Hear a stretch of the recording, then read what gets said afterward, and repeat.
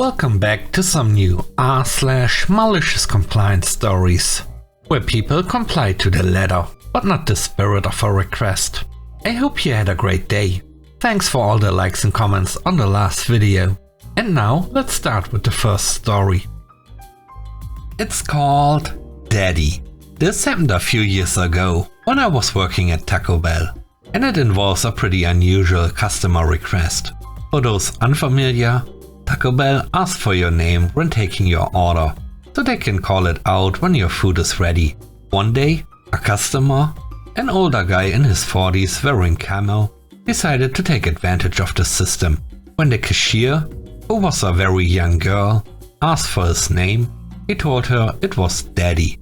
It was uncomfortable to say the least, and completely inappropriate given her age. Understandably, the cashier went to get our shift lead, Kevin. Now, Kevin was a great guy. Kind, funny, and not at all someone you'd describe as a macho. Let's just say he didn't fit the stereotypical mold of someone you'd expect to confront a situation like this, especially in the Midwest, where people aren't always kind to those who stand out. I wasn't there for this part, but I heard Kevin's reaction to the situation was perfect. When the food was ready, Kevin stepped up to the counter, took a deep breath, and called out, "Daddy," in a dramatic tone that had the entire restaurant's attention. The room went quiet for a moment. Some customers started whispering, and in the back, we were all trying so hard not to burst out laughing. As for Daddy, he didn't say a word. He just marched up to the counter, grabbed his food, and left. The next story is called More Efficient. I got my first job when I was 16. It was a bit of a sketchy, family-run business. It paid me less than minimum wage, but I figured whatever. It was a start. There was one manager though who made things tough. She seemed to fit the stereotype of someone who disliked younger female co-workers. Let's call her Smudge, thanks to her unique way of applying mascara. Smudge was the queen of passive aggressiveness. She would deliver the harshest critiques with the biggest smile on her face.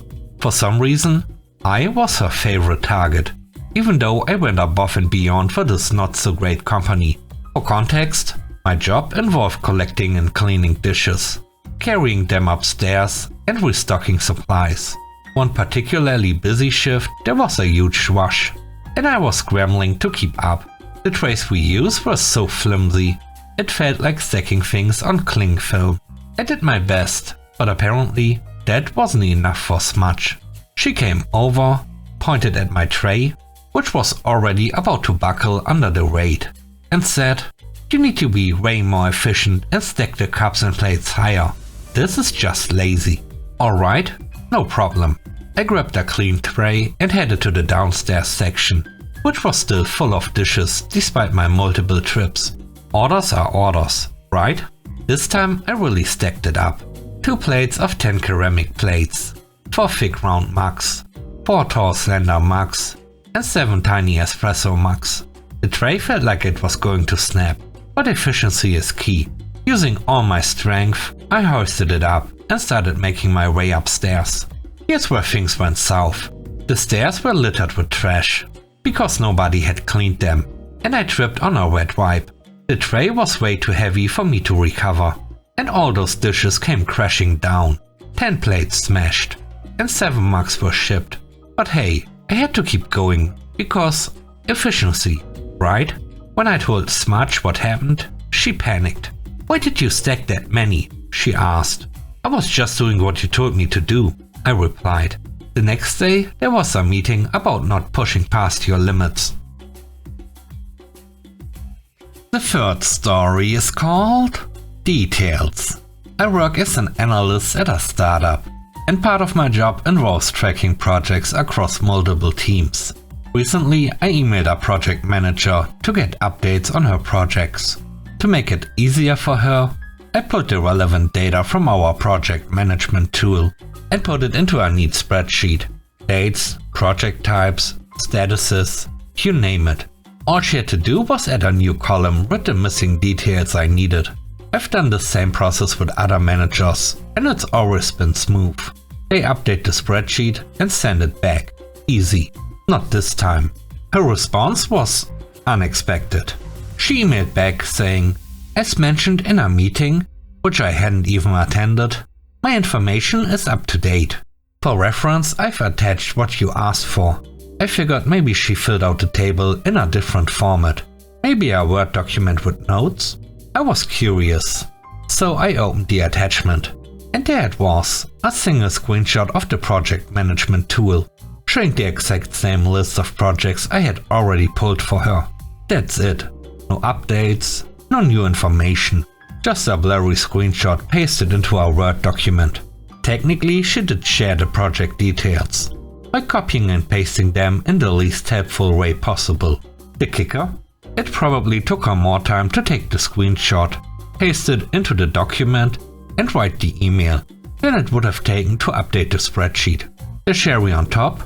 Her email made it sound like this was a favor. Here's what you asked for. So now I'm left staring at this Word document, wondering if I should even bother replying. The next story is called Coffee. Many years ago, I worked for a building management company in downtown Minneapolis. Part of my job involved handling parking spot rentals. Back when everything was done manually. Folders upon folders updated with details about who paid, whose checks didn't clear, and so on. It was tedious work. My boss, Frank, was a classic New Jersey guy. And let's just say, not the easiest person to work for. On his good days, he was difficult. On his bad days, he was downright impossible. One day, not long after I'd returned from lunch, Frank decided he needed coffee. He picked up his cup and started tapping it on his desk, loudly. "Tori, coffee," he called out. I was on my way to the back room, arms full with about 2 feet of files. So I called back, "I'll be right with you, Frank." I figured that would be the end of it. But no. 2 seconds later, he tapped again, louder this time. "Tori, coffee." I walked back to his office, still holding the files, and showed him what I was carrying. "I'll be right with you, Frank," I said again, trying to stay calm. I turned to leave, thinking that would settle it. But as I took one step, I heard 3 loud bangs on his desk. "Tori, coffee, now." That was it. I turned back, walked into his office, and dropped all 300 folders I was carrying right in front of him. Papers flew everywhere, scattering across the room. Without missing a beat, I stepped over the mess, grabbed his coffee cup, and said as sweetly as possible, "Coming right up." I filled his cup, but not before dumping in about half a cup of sugar. When I brought it back, I set it on his desk a little, enthusiastically. The overly sweet coffee spilled onto his appointment calendar, his tie, his shirt, and his fancy leather chair. While he sputtered and tried to clean himself up, I calmly walked back to my desk, picked up the phone, and accepted a job offer I'd been considering. 22 minutes later, I was working for a new company. A few months later, I ran into a former coworker who told me Frank had already gone through 4 people in my old position. Seems like nobody wants to get coffee for people like him anymore. The last story is called Hell Depot. I'm currently a head cashier at Home Depot. I work in a high-volume store that recently remodeled the front end, where our registers are. The main checkout area is now entirely self-checkout. While it's labeled self-checkout, we are expected to provide assistance as much as possible, especially for customers with 6 or more items, high-priced products, or anything that might need closer inspection. We are also tasked with promoting credit card applications. Now here's where the issues start. Our store fell behind on our credit card application goals. So last week, my supervisor decided to make a drastic change. She told us that everyone, including head cashiers like me, had to stay on registers at all times. This meant we weren't allowed to check schedules, send breaks, or handle other responsibilities, unless it directly involved money. Even though no one is allowed to get overtime, we were told to stay put and figure it out. This setup was already frustrating. Self-checkout is supposed to give customers more independence, but now we are constantly assisting them, which is causing even more complaints than when the remodel first happened. To make matters worse, there are only 2 to 3 regular registers open on opposite ends of the store, and while head cashiers like me try to keep up with our responsibilities, like sending people on breaks, we ended up in trouble for not strictly staying on our register. Then came Black Friday. My supervisor, the store manager, and a few other managers were around most of the day. Some helped, which was nice, but the pressure was intense. Earlier in the week, I had asked my supervisor how we were supposed to send breaks or manage the line when stuck at registers. Figure it out. If you need to check people out and manage the line, keep your head on a swivel. So I let them run the show. They put me on a register, and I complied. I only left when I was explicitly told to, like when someone went home or I needed the bathroom. My lunch break was 2 hours late. I didn't mention it right away because I'm used to getting breaks late, but lunch is mandatory because of overtime rules. The result was chaos. One cashier's 15-minute break ended up being almost an hour late.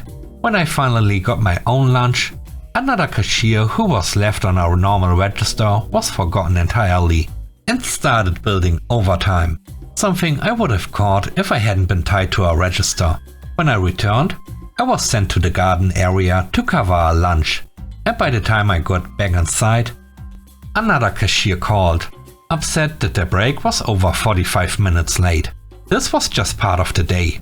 By being forced to follow these ineffective rules, I couldn't do my job, and it directly impacted my coworkers.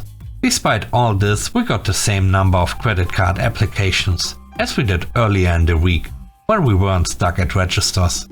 Turns out asking people is the key, not where you are stationed. By the end of my shift, I was done.